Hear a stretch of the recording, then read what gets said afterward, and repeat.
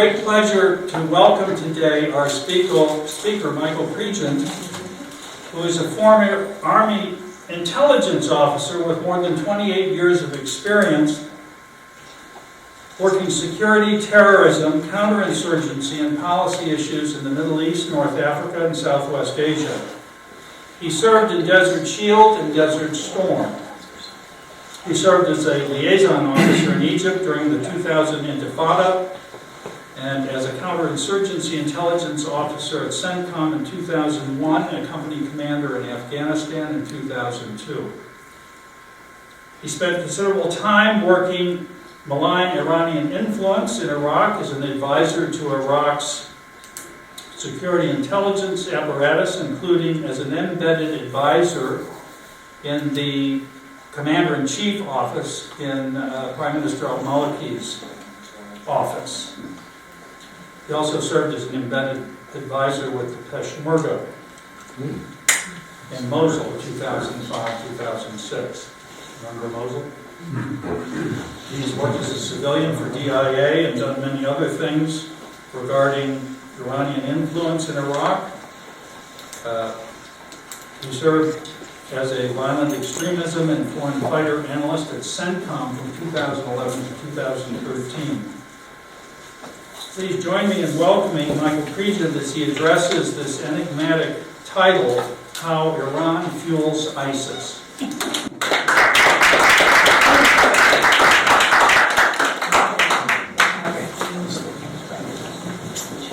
Thanks for being here tonight. Hope everybody can hear me okay? Yes. I kind of accidentally fell into this arena of being an accidental expert on malign Iranian influence in Iraq, and then having the luxury of sitting in a room when really bad decisions were being made, and not being able to put my hand up because I didn't have the rank or didn't have the right or the portfolio to be able to say something until now, which is great, or until the last couple of years. So, I learned Arabic at the age of 18. Found myself in Desert Storm, in a position where we always believe your leaders and always believe they have the right goal, the right commander's intent. And just listening to some of you before we started this event, I know most of you or a lot of you are former military, based on what I heard. And as a junior enlisted soldier, you always trust your leadership. Now when you become an NCO, you start to question your leadership. And then when you become an officer, you realize that if you don't toe the line, you're not going to go very far. So you start questioning your leadership again. So I've had the luxury of never, ever being afraid of being fired from any job. I've always been at the company or battalion level as a military guy, and as an intelligence advisor or subject matter expert for the Defense Intelligence Agency on the Iraqi security forces. I always found myself in the room listening to generals and really smart people talk about things. And the one thing we were very concerned about in 2007 was the growing influence of the Iranian Revolutionary Guard. Does everybody here know who the Iranian Revolutionary Guard is? Oh, yeah. I wish Congress would do the same thing here too. I wish they would be able to nod their head in unison as well as the Senate. I had the opportunity and the luxury and the honor to be asked if I would start an organization. The organization we started in August was Veterans Against the Iran Deal. I was the executive director, and we were able to reach back and get experts going back 36 years who knew the Iranian regime very well. And we were able to tell congressmen and women and senators how bad this Iran deal was, because it simply was going to give the Revolutionary Guard more power. We didn't focus on the nuclear part of the Iran deal. We focused on the non-nuclear concessions and how basically coming to a deal where you actually reward the Revolutionary Guard and its Quds Force, as well as the Basij, would actually have consequences and would actually keep the moderating event from happening in Iran that this administration was hoping to secure with this deal. It actually emboldened them, it's empowered them, and we've seen actions by Iran since implementation date in the Iran deal that show that Iran believes it can do whatever it wants over the next 9 months and get away with it without concern, knowing that this White House and its guarantor in Putin will come to its defense with legalese, with technicalities. Missile launches aren't technically a violation of the Iran deal, even though they're clearly violations of the UN Security Council resolutions, which make up the backbone of the Iran deal. So we look at those things. So getting back to how Iran fuels ISIS, I'm going to take you back to 2008. I hope you're okay with that. Because this started before President Obama took office. He talked about it during the debates with Hillary Clinton that he would reach out to Iran. He would sit down with this regime and talk. Well, Khamenei was listening. The Supreme Leader was listening. And Jay Sullivan, a friend of mine who writes with the Wall Street Journal, wrote a piece about the secret communications between President Obama and the Supreme Leader. And the Supreme Leader asked him for a gesture. Show me something. Show me you're serious about working with us. Well, I didn't know it at the time, but I was actually sitting in a room where those overtures were being carried out. I was part of an organization called the Fourth Strategic Engagement Cell, and our job was to meet with reconcilables and irreconcilables, to meet with bad guys and determine whether or not they were reconcilable or irreconcilable. If they were irreconcilable, we'd give them to the door kickers, and I heard a couple of door kickers out there drinking wine a little while ago. And we give it to the door kickers and they go on the targeting list. But those that were reconcilable, they became the leaders of the Sons of Iraq. They became the leaders of the Awakening. They became the Shia nationalists that broke away from Shia militia groups and gave Iraq space to operate during the surge. I was in Iraq from 2005 to 2010 for at least 6 months of each year. And I saw security degradation, and then I saw the increase in security when the surge actually started taking hold. And in 2008, there's a photo of President Obama flying with General Petraeus in a Black Hawk overlooking the battlefield. And General Petraeus is telling him about the successes of the surge. And President Obama says, that's great, we're still out of here. That conversation wasn't limited to the confines of that Black Hawk. The Iranian Revolutionary Guard was listening. The Supreme Leader in Iran was listening, and we started seeing an increase in Iranian influence with the government of Iraq. They had already done their intimidation campaign of exterminating Iraqi pilots regardless of religion. So they go after Christians, they go after Shia and Sunni pilots, because Iran's goal in Iraq was to ensure that Iraq would never be a threat to Iran again. So we had already seen that part of the surge, but during the surge, we were having this success. McCain had already pretty much, he was going to lose the election. This is prior to the election, but President-elect Obama was already forecasted to win the election when he was saying these things, when he was touring the battlefield.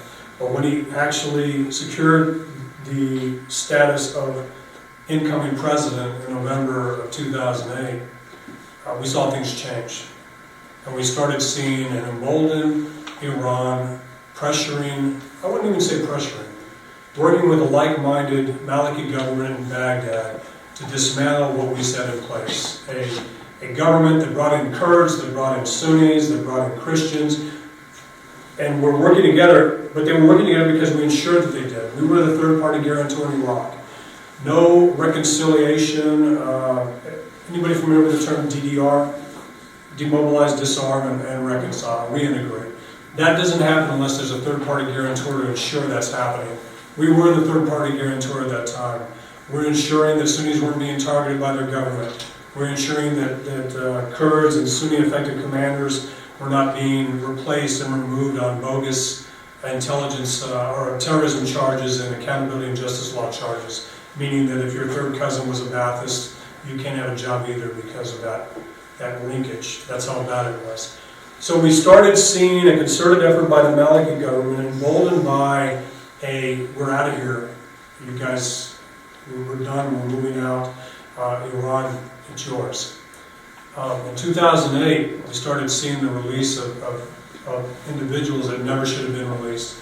These are the Shia militia leaders that Qasem Soleimani of the Quds Force ordered to kidnap 5 Americans, the Karbala 5.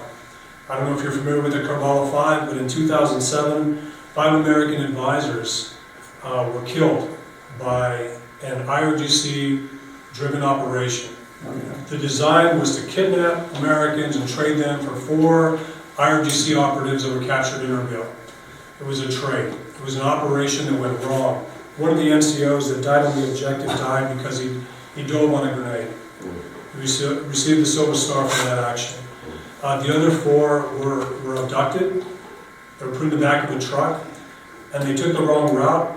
We were closing in on them, and before we were able to get to them, they executed the 4 Americans in the back of the car. So these were 4 Americans, the first time this had happened, zip-tied in the back of a car, executed, with AK-47s. And we found the computer linking it directly to Qasem Soleimani, Qais Khazali, Laith Khazali, and Lebanese advisor to Assad Ahl-Haq, Doc Duke.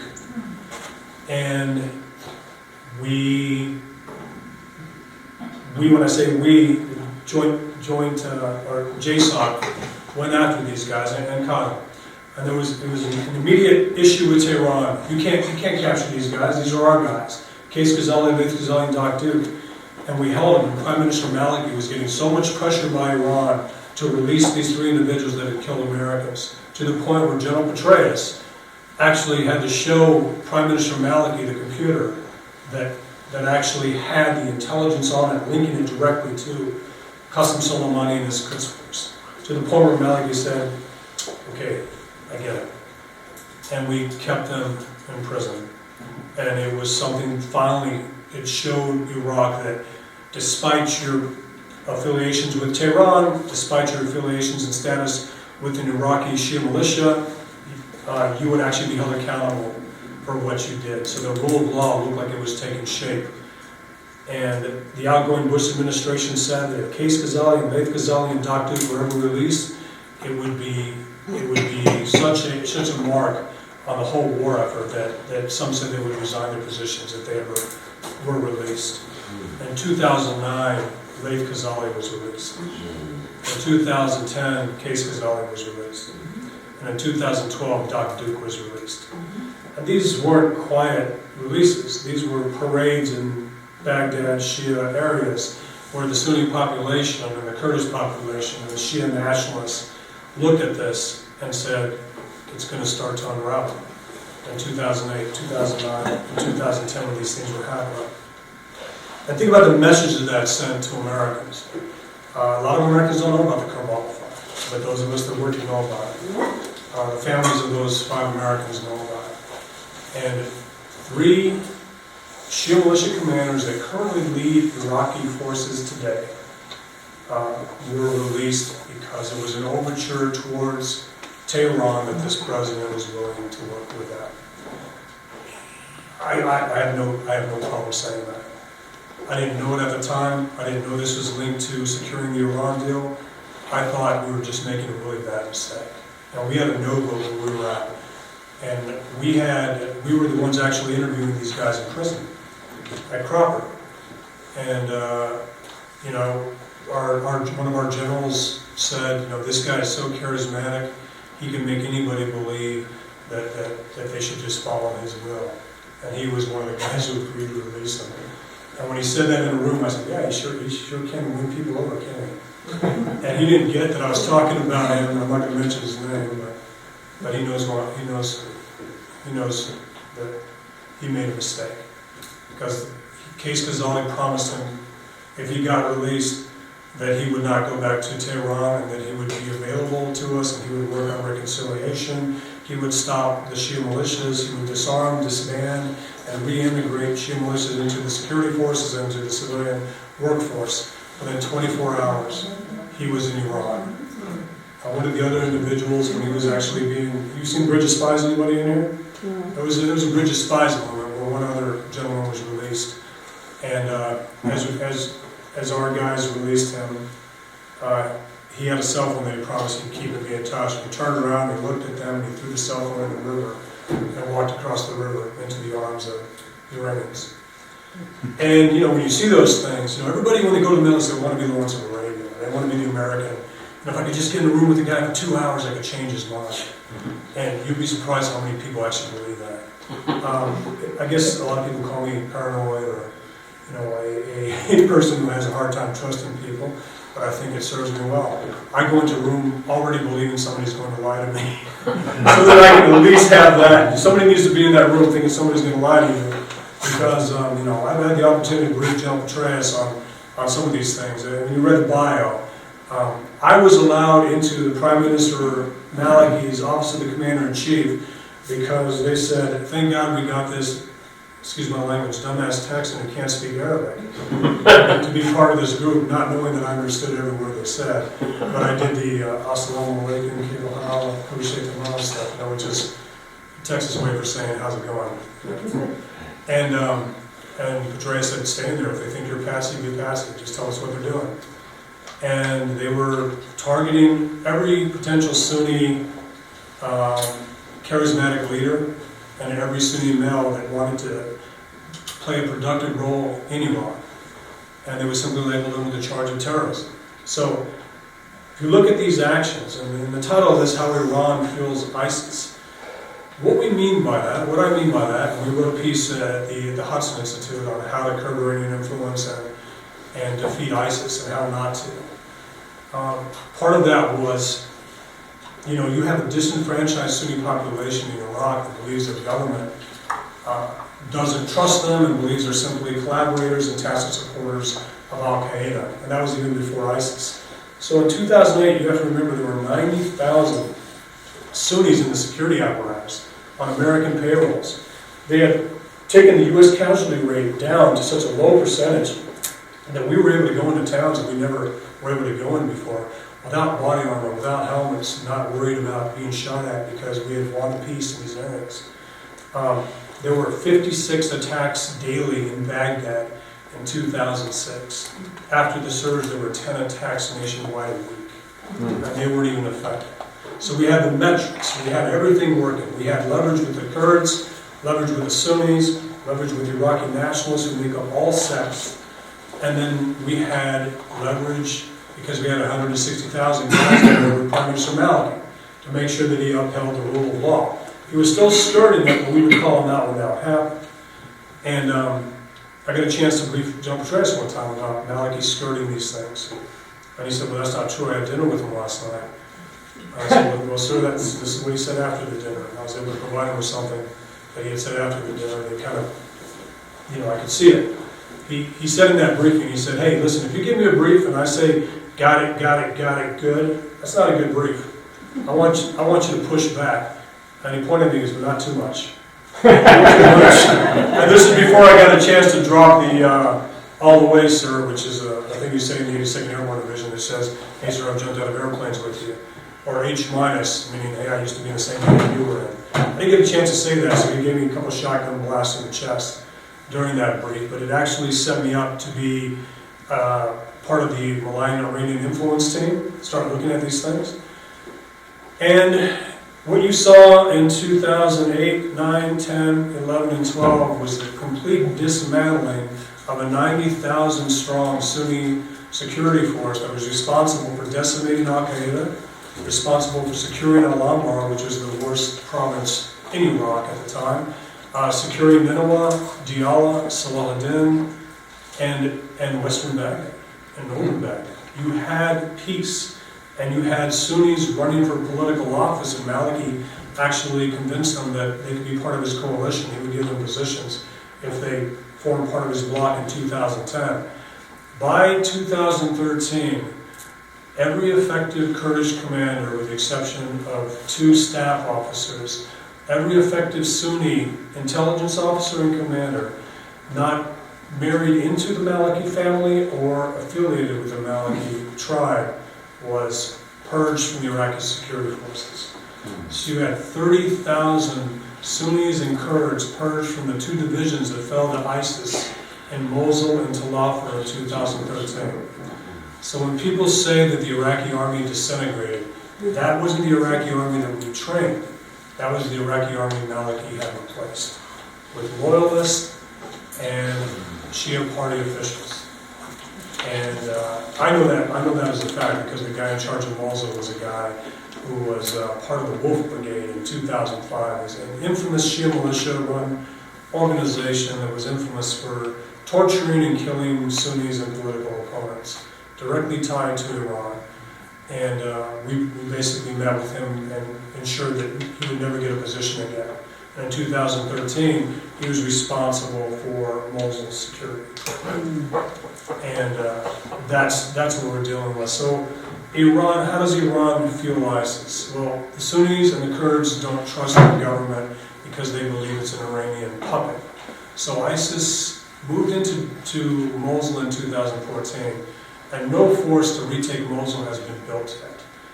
I've talked to Colonel Steve Warren. I've called him out on a couple of things. I understand his position as spokesperson for Operation Inherent Resolve. I understand his role is to put out positive, good messages. Well, the truth is, you can't take Mosul back with Shia militias. And when I just visited Kurdistan in November and met with my former Peshmerga general, he said you can't take it back with Peshmerga either. We need to bring back the 30,000 Sunnis that used to be in the Iraqi security forces, and we need to reactivate a portion of the former Sons of Iran. Sons of Iran. I call the Shia militias Sons of Iran. I wrote an op-ed on that. To bring those people back. But Prime Minister Abadi doesn't have the power to do that. I don't know if any of you remember when Secretary Ash Carter was presenting a special operations package and an Apache aircraft to the government, and he said no. And two prominent Shia militias, both backed by Iran, Assad Ahl al-Haq and Kataib Hezbollah, said that if any additional American forces came in, they would simply tell their Shia militias that are being trained by the U.S., being provided close air support by the U.S., to attack U.S. personnel. And so Prime Minister Abadi said no to this thing. We secretly got it in there by pushing it up to Kurdistan, because the Kurds are always happy to take these things. So, if you hear what, and I interviewed Sunni military generals at refugee camps, and you,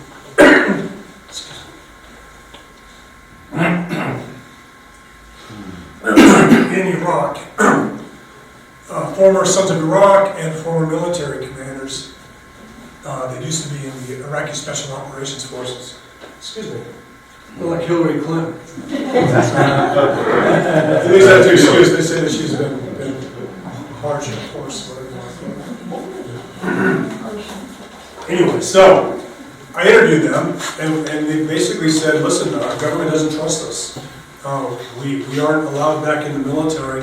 I had to leave Mosul because ISIS will attack me from a former Iraqi security force member.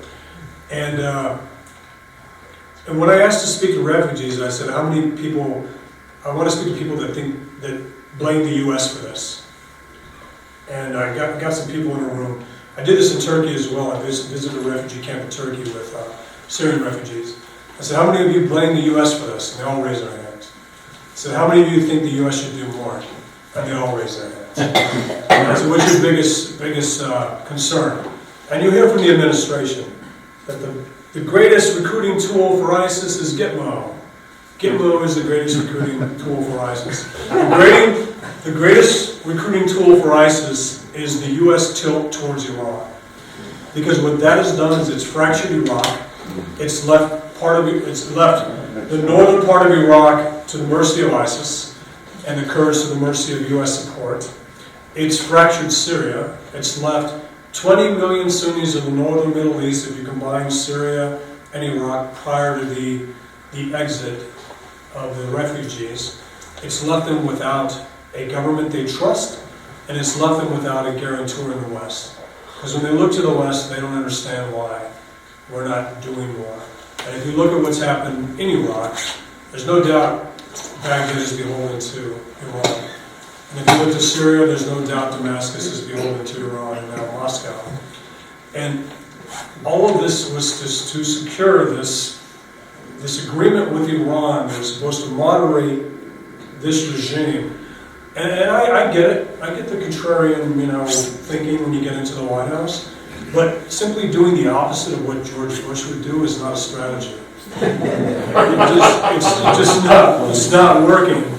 And you can get smart people in a room say, so who thinks like us in the Middle East? And some smart guy, and we've all met them, they've never been in the military. They have PhDs, no disrespect to anybody here with a PhD. But they come up with these things like, well, Iran feels the same way we do about Sunni extremists. they do, don't they? And Mr. President, they feel the same way about Israel. There you go. So it's a way, the president simply asked his roundtables, how do we keep the U.S. from continually involving itself in these wars? And you find somebody else to do it. And there's two courses of action that have both fueled terrorist groups, Sunni insurgent groups, Sunni disparate insurgent groups. And it's been this tilt towards Iran where Iran has influence, and this tilt towards the Muslim Brotherhood where Iran does not have influence. And you've seen this time and time again with Egypt, and how the Muslim Brotherhood tried to hijack the peaceful initial protest in Syria prior to Jabhat al-Nusra coming in, prior to the Islamic State of Iraq becoming the Islamic State of Iraq and al-Sham, or Daesh, or ISIL, whatever you want to call it, and these other groups. And you see it because of U.S. disengagement, and our adversaries are strong, patient chess players. And when they see a weak adversary, they fill the void. And this tilt has allowed Iran to further entrench. In 2010, I just met with, 2 weeks ago, I just met with the Vice President of Iraq, Iyad Allawi. He won the election in 2010. You wouldn't know it because Prime Minister Maliki took it from him by using the accountability and justice law and the terrorism law to punish and intimidate would-be supporters of Iyad Allawi, and also use martial law to ensure that he used the Al-Qaeda threat to stay in power. He declared martial law, he had his units intimidate and punish Sunni opposition leaders, he started replacing people, he used money in the tribal support councils in Iraq, funded by Iran, to buy the election in 2010. And in 2014 he tried to do it again. I don't know if you remember that. When ISIS came in, Maliki had just recently won an election. People were pressuring him to step down because we thought Abadi would be able to do something. And Abadi, of course, the weaker you are in a country and the less connected you are to these militias, the more influenced by them you are. Because you don't have the ability to push back, because the rule of law doesn't exist. You have to have these affiliations to make things happen. So Maliki of 2005 was a compromise candidate that was easily influenced by Shia militias. Abadi is much like Maliki of 2005. He still hasn't grown into the role. And we conflate an English accent with a pragmatic individual who's going to somehow follow our strategic line of thinking in the region. And I, for one, do not conflate the British accent with intelligence. Unless you're intelligent, of course. The thing about Iyad Allawi, spent a lot of time in London as well, he is speaking to regional allies in the Middle East and North Africa, and they're all asking the same question: what the hell is the U.S. doing, tilting towards Iran? Why are they going? You saw President Obama's article in The Atlantic. He basically said our Sunni regional allies are free riders.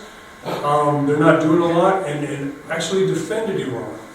And if you look at just these events, so 2008, helicopter ride with General Petraeus. 2009, the release of Shia militia members that never should have been released, and had the blood of Americans on their hands. All this signs toward this administration. In 2010, when Iyad Allawi won the election, some of his guys went into General Odierno and said, hey, how come you can't just put us in power? You've got 160,000 guys here. And he told us in a group that we advised on the election what Maliki could do. And nobody thought Maliki was going to be able to hold on to that election in 2010. Nobody did. I was charged with being the red team guy, and I found a way for him to stay in power. And it's exactly what he did. I didn't know he was going to do that, but I said, what would a man who wants to hold on to power do to circumvent the law? And he did exactly that.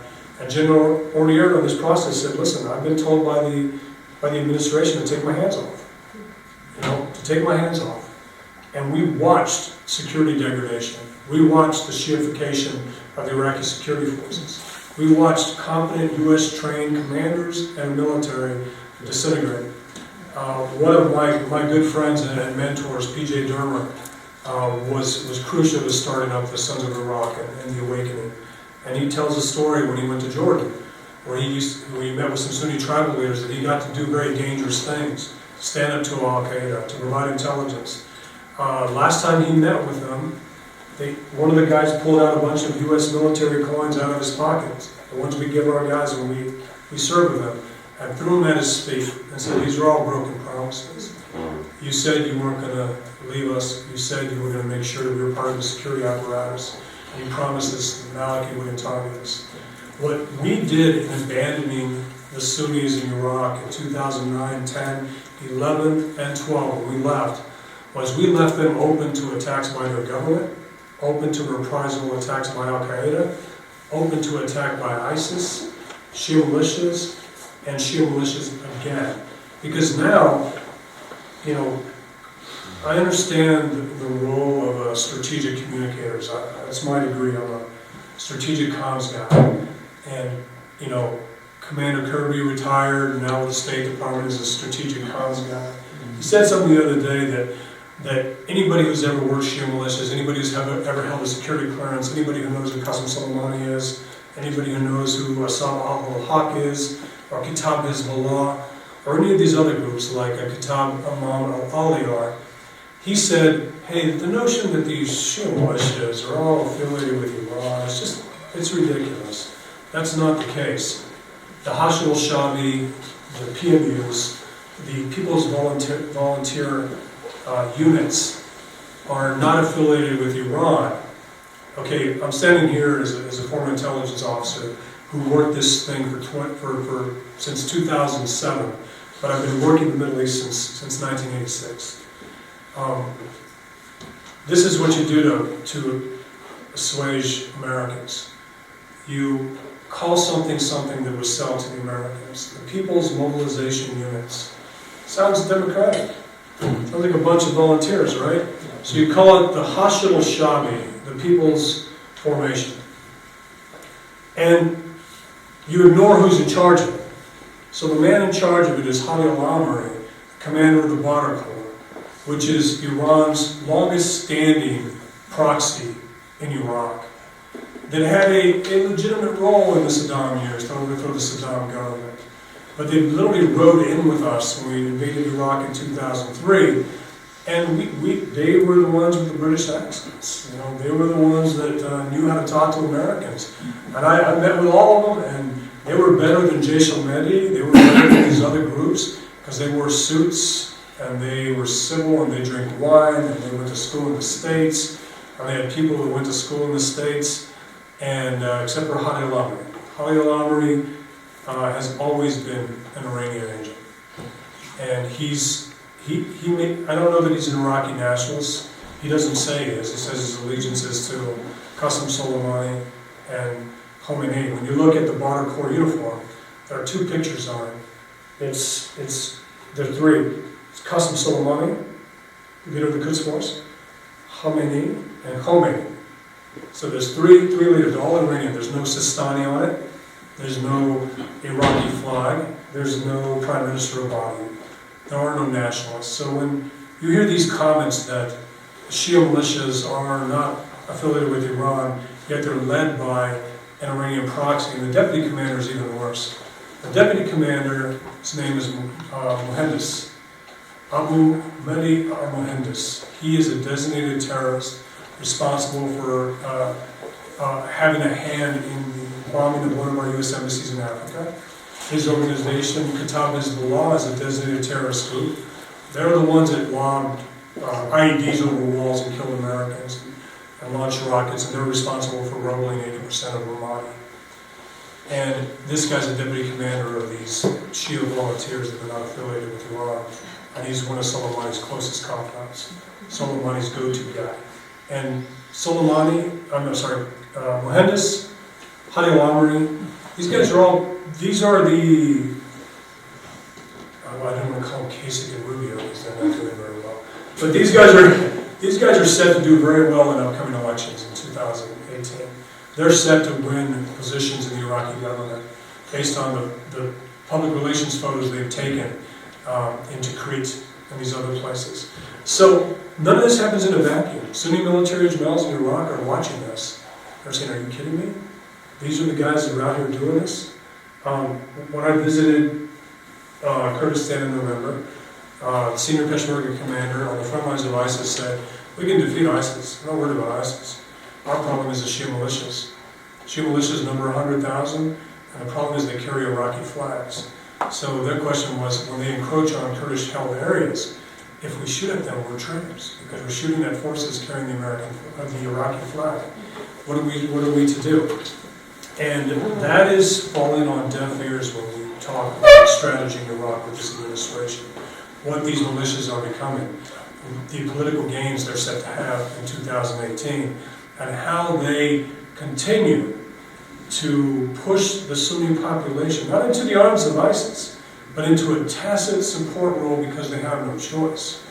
They can't drive down the street, pick up a phone and say, hey, there's an ISIS commander at this house, come get him, because there's nobody there to come get him. There's nobody there to go after him.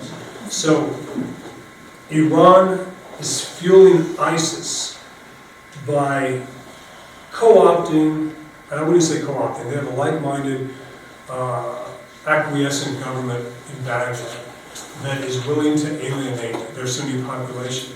If you look at Mosul now, we're going on 2 years of ISIS occupation with no force being built to retake it.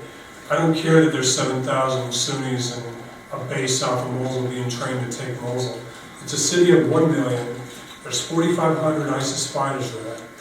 And the force that can kill ISIS, they're already in Mosul. They're the 350,000 Sunni military generals that haven't joined ISIS, don't like ISIS, but are waiting. They're hedging their bets. These are chess players. If we kill it, we don't get anything for it. We need something to kill it, and all we need is a promise that we're part of Iraq's future. And they're not seeing it the more it's beholden to Iran. I was asked by a congressman's office today, what would be a strategy in Iraq to basically not have to go back? And I said, well, we have to hug Baghdad tighter than Iran is hugging Baghdad, and we need to stay. We need to have a construct. Kurds want a base, the Sunnis want a base, and Baghdad wants a base. And you put 3 air bases in there, and you go with the South Korea, West Germany, Japan construct.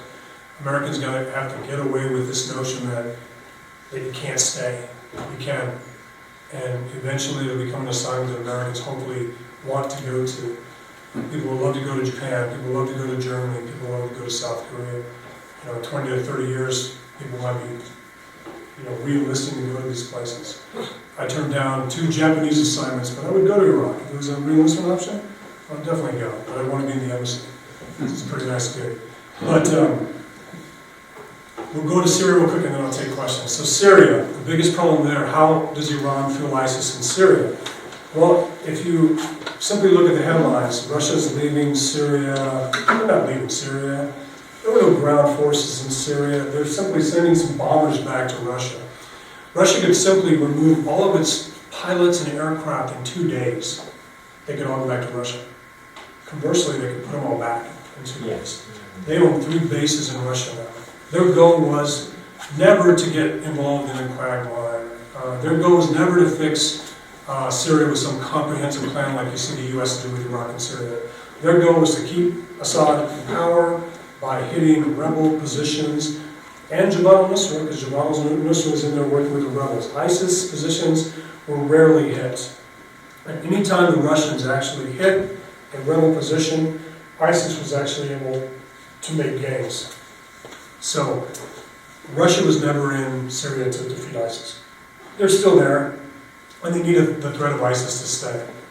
Iran needs the threat of ISIS in Iraq and Syria to stay. There is no concerted effort to go into Raqqa and Deir ez-Zor. We have an effort. We want to do it, but I just want to tell you, as a guy who worked with the Peshmerga and worked with the Kurds, there's 7 different groups of Kurds. The Barzani, PDK, those are the Kurds that we fought with. Those are the Kurds we worked with. Those are the Kurds that kept our groups alive in Mosul and in Talafar. The PUK as well, Taliban's guys. The YPG is a temporary ally in the fight against ISIS that is a terrorist group. But they're fighting ISIS, that's great. They're socialist, they're secular, and they want to fight ISIS, but they're still blowing up Turks in Ankara and other places. And we need temporary alliances. YPG, great job in Syria. We cannot be okay with everything else that's going on. So when politicians say we need to arm the Kurds and work with the Kurds, understand that absent tribal, political, or ethnic ties to an area, whatever force you're working with isn't going to go 100%. The Kurds weren't going to go to Al-Anbar. The Kurds weren't going to go to these other places. We got orders in 2005 to deploy a company to Anbar. My Peshmerga commander and his Peshmerga buddies were saying, and they're all great Americans. I mean, great Kurds, great people that kept us alive. They said, there's no way we're going there. We have nothing to fight for. That's not Kurdistan. Why would we risk lives? So they actually got sent to Baghdad, just a quick little vignette. They got sent to Baghdad to be part of the surge, and they brokered deals with Jaish al-Mahdi. They said, you don't mess with us, we won't mess with you. Much like Iran did with Al-Qaeda. You don't mess with us, we won't mess with you. You can traverse our territories, you can do things, but don't attack any of our people, or we will attack you. So these bargains are always taking place. And the U.S. needs to be aware of temporary alliances, but also the strategic goals of Russia, Iran in this area. ISIS is a temporary thing that will be replaced with ISIS 2.0, ISIS 3.0, ISIS 4.0. It's just the way it's going to be from now on. You have these repressive governments that disenfranchise population centers, and they get a champion. And sometimes these champions form in groups like Al-Qaeda and ISIS. And these champions are wearing masks, smoke and mirrors, because soon the population that they're supposedly championing rebels against them. But they should get something for rebelling against them, meaning they should win back the trust of their government. They should win back U.S. support. They should win back the international community support. How would you feel being a Sunni military general in Syria and 400,000 deaths not be good enough for the international community to do something? And then Baghdad thinking, wow, if they're not going to do anything in Syria, they're going to kill 400,000 of their people and use chemical weapons. What do we have license to do? And right now our adversaries, to include ISIS and these other groups, believe they have 9 months, 10 months to do whatever they want. Because this administration, I had a sobering conversation with a guy I really respected, who I thought had influence within the administration. And he told me, listen, Mike, they have a slow burn strategy, a slow fuse strategy. They're not going to do anything, they just want to get out of office and focus on these other things. And one of those things was the Iran deal. The Iran deal kept us on in power. You saw our position change. We thought we could compartmentalize the nuclear deal with Iran. Iran made it about everything. They made it about not doing anything about Assad. They made it about getting out of Iraq. They made it about not building a Sunni force. They made it about releasing, taking sanctions off of people that shouldn't even have sanctions off. But one of the most brilliant things Iran did, and this is a chess game, I don't know if you know who Zanjani is. Zanjani is the Iranian Trump, for all purposes. A billionaire who was tasked by the Revolutionary Guard to bypass U.S. sanctions and sell Iranian oil. He did this, and they somehow, in that last week in Vienna, when we were trying to secure the Iran deal, and they kept bringing up these lists of people, and our people said, hey, can you guys take these guys off sanctions? Yeah, sure, we'll get to it. And they put it over here. Annex 2 was never vetted by the intelligence community, because the intelligence community never would have allowed Qasem Soleimani, Sepa Bank, Mahan Airlines, and these other groups to receive sanctions relief. But on that list was Zanjani. Zanjani was recently sentenced to death by the Iranian regime.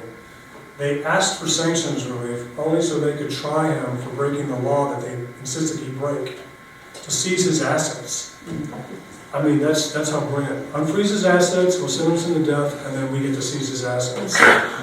And the best part of that message is when you, if anybody's running about this, is to tell everybody on Annex 2, hey guys, if you have any assets, we just unfroze them, you might be next. It might be time to come over to McLean, Virginia, and make some friends. So these things happen. We just saw, I worked the Osama bin Laden sensitive site exploitation, the documents for CENTCOM. And we saw enough. And you just saw the recent release of some letters where Osama bin Laden was chastising one of his lieutenants for threatening to attack Iran. And he told him, listen, Iran is one of our main life support systems here. They allow travel, they allow funds, they allow arms to come through Iran to get to us in Afghanistan and Pakistan. So we've seen Iran work with groups like Al-Qaeda. We've seen the reports of Assad buying oil from ISIS. We've seen these things. We know Iran's not in Syria to defeat ISIS. We know Iran's not in Iraq to defeat ISIS. They will hit ISIS in areas strategic to them along the sectarian fault lines in Iraq, where there's key infrastructure, where there are areas that are important to what Iran wants. And that's why I don't think you're going to see a force being built to retake Mosul. And you can't level Mosul like you do in Iraq. So I hope this kind of put all the dots together there on how this U.S. tilt towards Iran is actually helping ISIS recruit foreign fighters because they're able to tell Sunnis that Iran is tacitly, or U.S. is tacitly supporting Iran and therefore supporting Assad. Because our position has changed. In 2012, we had a red line. In 2013, the Assad replacement was part of our strategy. And now we literally have the same position that Iran and Russia has now, on Assad being able to stay through elections where the voters are deemed legitimate by Assad's government. And it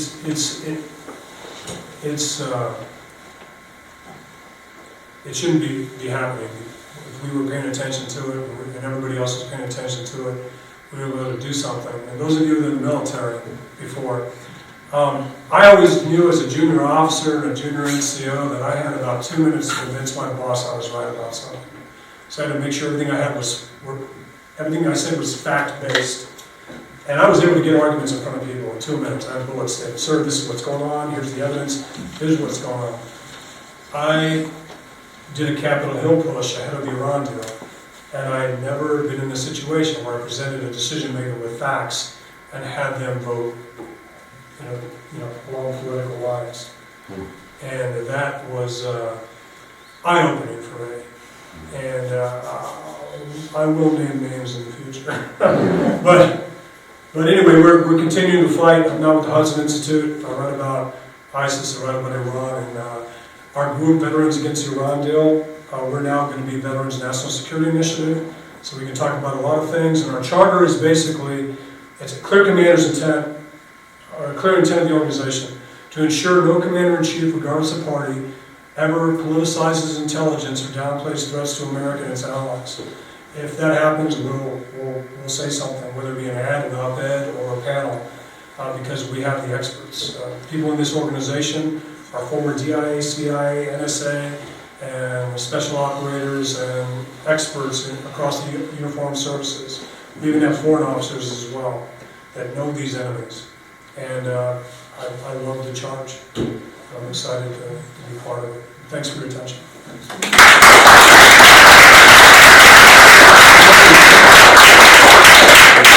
As an observer, and you saw these events unfolding on the ground, when was the first moment when it came into your mind that we were going to tilt toward Iran?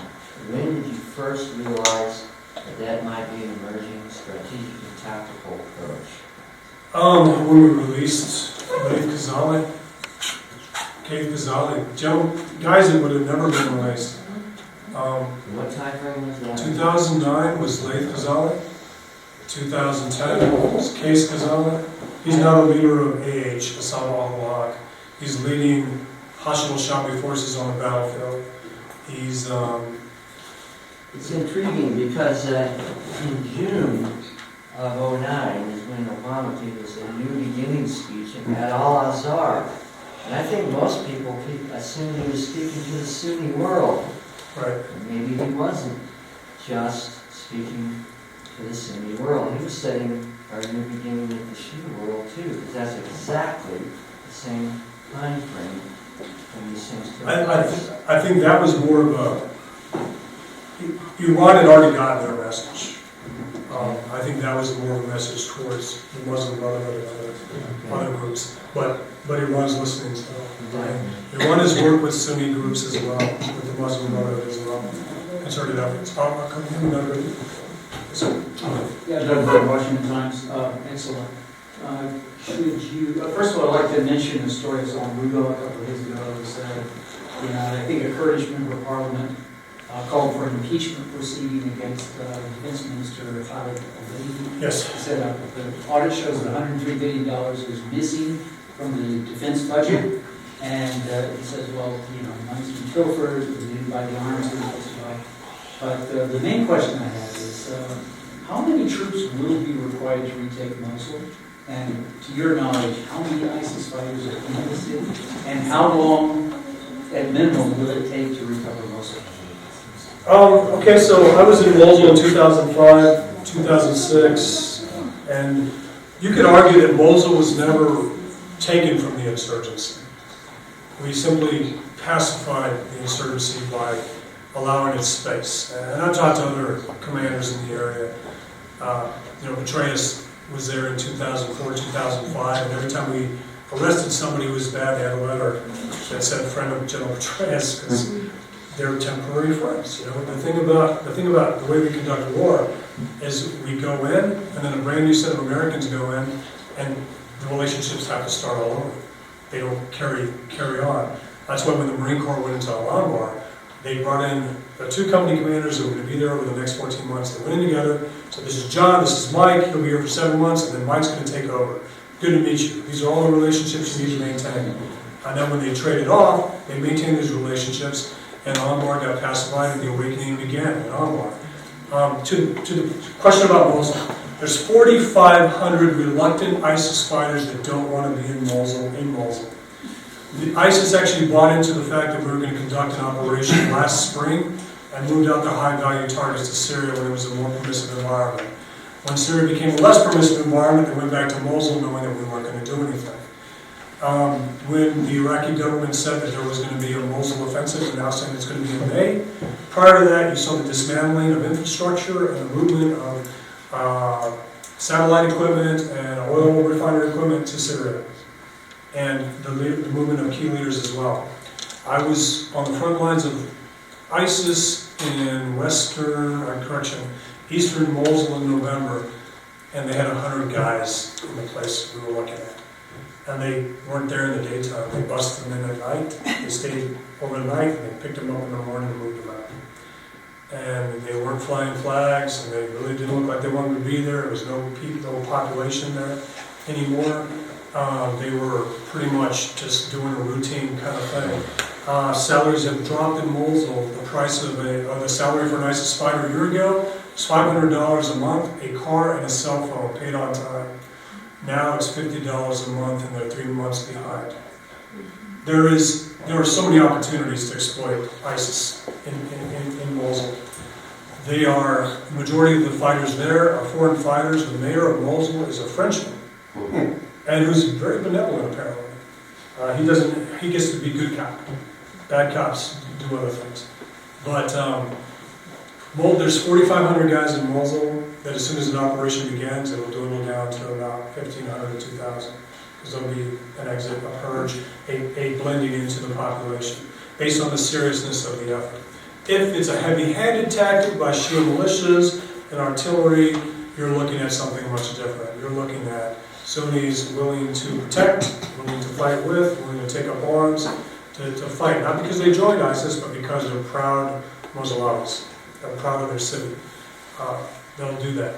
The best way to take Mosul, and you can do it now with Shia militias in Peshmerga. You secure the airbase, Diamondback Marez Airfield, and you start conducting intelligence-based attacks from that base.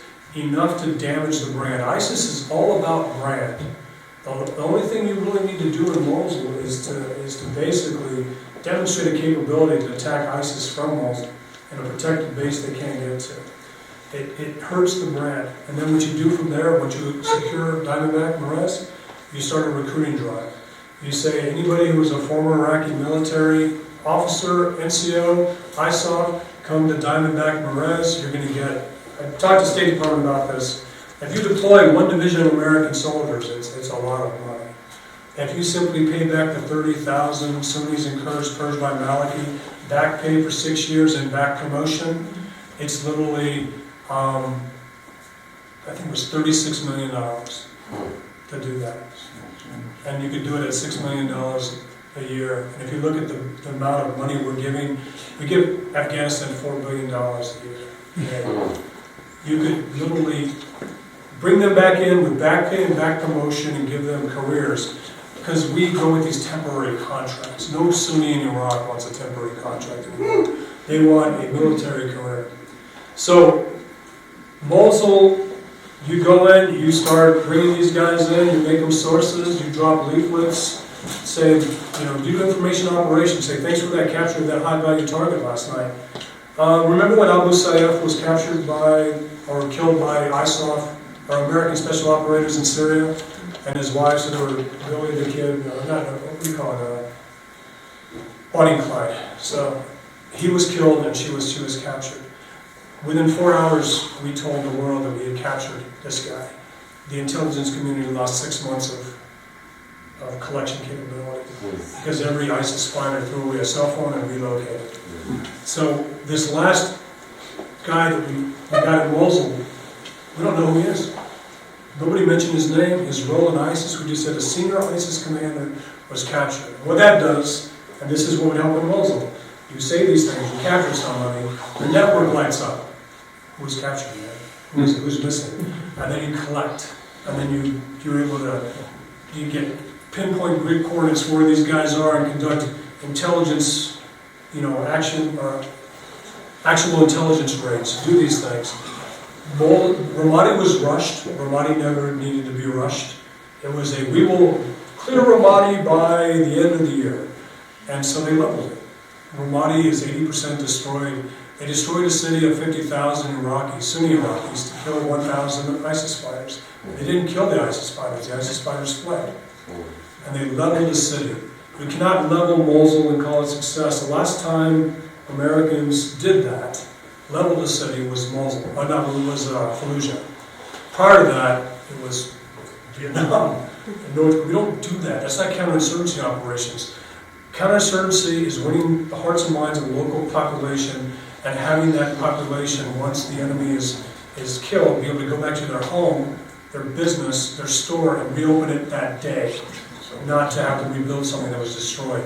So that's what I would say to Mosul. You just have to start it.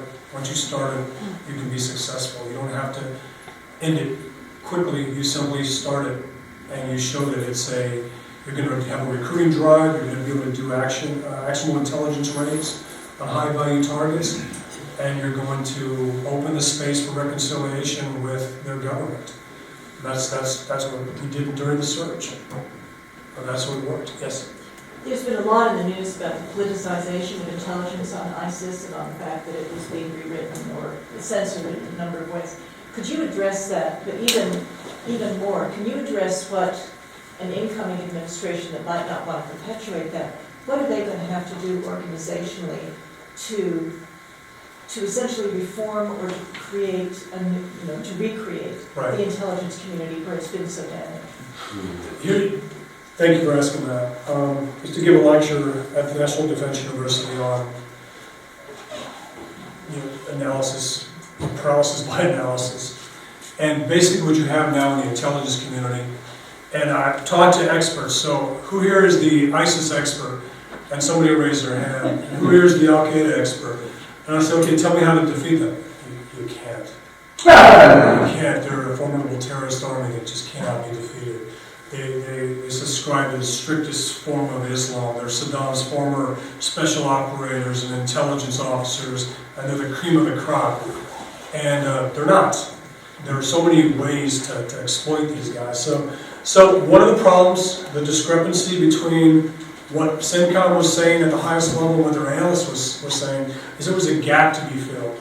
I used to work at CENTCOM, I know the Iraq team, and they were, ISIS is a formidable terrorist army that cannot be stopped.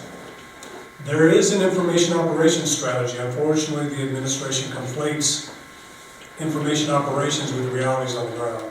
You can tell ISIS it sucks, it's losing, it's not good, but you shouldn't be telling your intelligence community that. You should be asking your intelligence community to tell me how to defeat them, and when somebody says you can't, you should replace that guy on the spot.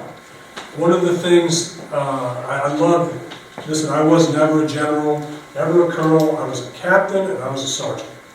And I was always able to sit there, and I learned early on that if you have something to say, say it. You can say it one time, and then you'll be told to shut up, and you shut up. Look for that guy in the room. Look for the guy who has a dissenting view. One of the biggest problems in the intelligence community is we do consensus analysis. So people will say, you know, ISIS is dying, Al-Qaeda is dying, and the leader needs to say, who disagrees with us? And that question is not being asked by enough leaders. And there needs to be a box, we used to call it a shadow box or a gray box, where you would have the dissenting opinion in that box where somebody didn't agree with it. And you need to be able to do that. One of the problems with CENTCOM, I know General Grove, I know Reichman, I know the people in charge of the J2 day. I also know General Austin because we used to jump out of planes together. And you have a decision maker who wants to kick doors down and kill bad guys. You have an intelligence cell that says ISIS cannot be defeated. And you have a J2 that says, who's going to fill this intelligence gap? We have this huge intelligence gap because we don't have enough collectors on the ground to find out enough about ISIS. We don't have enough assets on the ground to recruit sources. We're fighting this information operations campaign that hurts ISIS. It curbs foreign fighter flow when you say ISIS isn't doing well. But then you have these discrepancies. So I think as much as people want to say that it was nefarious, that the information was politicized to make it sound better, I really think they were trying to mend the gap. In some cases, anywhere where it's intentional politicization of intelligence to serve purposes like Benghazi or like the Iranian nuclear deal and what Quds Force activities, you need to call it out. But the next administration needs to just have a surge of former military into the intelligence community with experience. I was talking to a guy, a producer at Fox News, said, what can we do differently? I said, well, stop talking to generals. Stop asking generals what they think about stuff. Because remember, generals are consumers of intelligence. Generals aren't the ones that were out there going and getting it. Talk to people that were going and getting it. So a decision maker needs to go into a room of intelligence analysts and look. So if I would, in this room right here, we were doing this, I would ask you what you thought about ISIS. Because you pick on a guy that acts like he's frustrated. Not that you're frustrated, but you know. Oh, actually. Yeah, you do that. And that's what I would say. I hope that answers a little bit. Yes, sir. The defense minister of Israel was quoted in today's Washington Times as saying that Iraq can never be put back together, that it's going to have to be split up into sects by region. Can you address that? Vice President Biden's position, this is the only time an American was ever to get all Iraqis to agree against his position. When he said that Iraq should be divided into three. I use the analogy of an iPad. You drop an iPad on the floor, it doesn't work anymore. It's in three pieces. The problem with Iraq is everybody wants the heart, everybody wants the kidneys, and everybody wants the brain. And you can't divide any of those things. The kidneys, I guess. But anyway, because she was going to say that. Yes, sir. Yeah, I'd like to address the question about ISIS.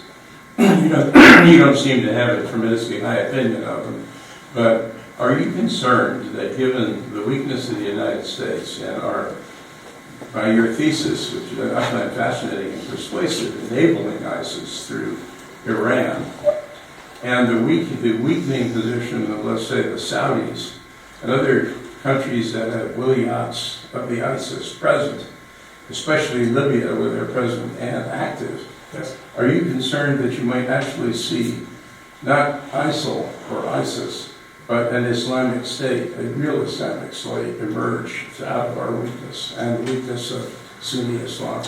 The thing about ISIS is, ISIS made one crucial mistake when they went into Iraq. And Osama bin Laden was a very patient guy. If you look at the documents released, he warned against establishing an Islamic State until you were able to pay everybody a salary, feed everyone. He said he wouldn't see it in his lifetime. Exactly. In fact, And then the one thing he left out was to defend against U.S. airstrikes. ISIS has no capability to defend against our premier aircraft, or the world's aircraft. The next ISIS will. The next ISIS will learn that it needs the ability to shoot down American aircraft. So it'll probably be the seizure of a more capable military's air defense assets. You saw the seizure of Syrian air defense assets, but they use it in a direct fire mode and use all the ammunition because they weren't patient. The thing about ISIS and what I think about ISIS. I'm thinking of it as much politically as economically and militarily. Right. And the political element, I think, is as important as any of the others. The Islamic State works if it's something like Turkey, or something like what Morsi tried to do in Egypt if he wasn't replaced. Does not work with, you can see that the Saudi model is working, the Iranian model of the Islamic State is working. They both have Sharia law, they both behead. But neither of them can claim a caliphate. No. And that is significant, isn't it? But the caliphate demands that those other countries, those other governments submit. And indeed, under Islam, they should. But the thing about ISIS, if you simply look at Jabal al-Nusra in Syria, you have an Al-Qaeda affiliate in Syria that has told ISIS, no, we're more capable than you, we're more disciplined than you, we've actually done more than you have, and you simply exploited ungoverned spaces and called it a caliphate. If the caliphate was in Washington, D.C., it would be 395, and then it would go down to 95. And it would just simply be a little bit of the exits, because that's what ISIS-controlled territory is. It's not a whole city, with the exception of Mosul. But if you look at these other areas, it's like that. It's simply just a stretch of highway where it connects. So the thing is, I believe that ISIS-like entities will try to do this again. They will learn from ISIS. They may be the sons of ISIS or an offshoot of ISIS. But they will go to ungoverned spaces. What you're trying to see now is ISIS is doing this shift. Let's establish a caliphate in Libya because it's getting too hard to do it in Iraq. It's getting too hard to do it in Syria. They're already trying to go somewhere else to establish it, to compensate for lost territory, which is actually takes away from their argument that they are a caliphate. But isn't there a sufficient resonance between ISIS and, let's say, the folks in Saudi Arabia, the Wahhabis, that there could be a real problem with a collapse or a radical change in Saudi Arabia, which is entirely possible? There is, and thank God for guilt, thank God for greed, thank God for competition, thank God for all of these things that pious men struggle with every day to control, because that is dominant in ISIS. They have 4 intelligence services. 3 of them are supposed to look at external threats, one's supposed to look at internal threats. All 4 are looking internally because the organization is so paranoid. I met with 12 generals that used to be in the Ba'athist Saddam military in Amman, Jordan in November. And they asked me, why the hell are we meeting with you? And I said, I don't know, you guys wanted the meeting. But I used to be an intelligence advisor to General Petraeus. And I used to talk to one of their generals, and I said, do you know who General Najim al-Ajili is? And they said, yes. And I said, well, tell him Mike says hi. And that's all I had to say, and they sat down and we talked. And I asked them, were you guys ever part of ISIS? They're like, no. Are you part of ISIS now? No.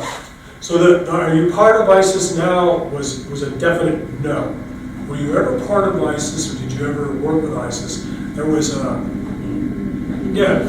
See, the thing about the argument that ISIS is comprised of the best, the cream of the crop of Saddam's former security and intelligence apparatus is like saying that General McChrystal, General Flynn, General Petraeus, General Keane are all now Branch Davidians that are leading this group in Texas, and they all now are going down this path that they can't be shaken from. It doesn't make sense. So they were part of it. Well, I'm sorry. They were part of it, but the apocalyptic wing has taken over ISIS. That the big crowd has taken over ISIS. The planes of Tariq. With the downing of the Russian aircraft, with the Paris attacks, pragmatic Baathists have started exiting ISIS over the last year and a half because ISIS is bringing too many enemies to the battlefield. If I could intervene to see if there could possibly be a short answer to this one. Sure. Just as you have pointed out, the strategic realignment toward Iran by the United States has been a great recruitment tool for ISIS. Should the next administration do so, what would be the most convincing thing they could do to show that that realignment is now going to be changed? The first thing the president should do, and people is tear up the Iran deal, day one. Put sanctions back on Iran for ballistic missile testing, for supporting terrorism, for using banks to support terrorism, for funding Hezbollah, Kataib Hezbollah, Assam al-Haq. Those are all things the administration is considering now. The administration would actually make the argument that we already have sanctions on Iran for all of these things. The problem is they're not enforcing it.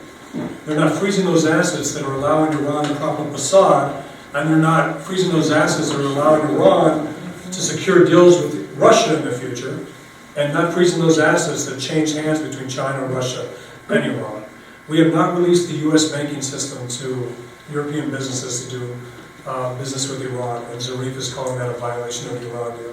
And we're not doing that because we've designated businesses with an IRGC affiliation as a violation. So I know it's not a short answer, but the thing the next president needs to do in order to show the Sunnis of the northern Middle East and our traditional allies is put sanctions on Iran for violations. The missile violations, continuing to support terrorism, and then actually set up no-fly zones, increase the U.S. military and advisory role in both Iraq and Syria. You have, I talk to European national security people all the time that talk about how to defeat ISIS. And they're willing to commit airstrikes to defeat ISIS, but they're not willing to commit a ground force. Yet in each one of these countries, they have Syrian refugees that are in their country. I would make a call out to Syrian refugees. How many of you want to go back to your country? And how many of you want to be supported by us? We'll train you to be collectors, intelligence operatives, and we'll train you to be close quarter counterterrorism forces. To go back and secure your country. And in exchange, if you want a visa or something like that, we'll do that after this is already taken care of. So the ground force Europe's looking for is already in their country. They're just called Syrian refugees. And you should start recruiting those Sunni military generals. Is anybody trying to do that? No, I think it's a great idea, but nobody's trying to do it. I keep talking about it. But Please join me in thanking Mr. Priest.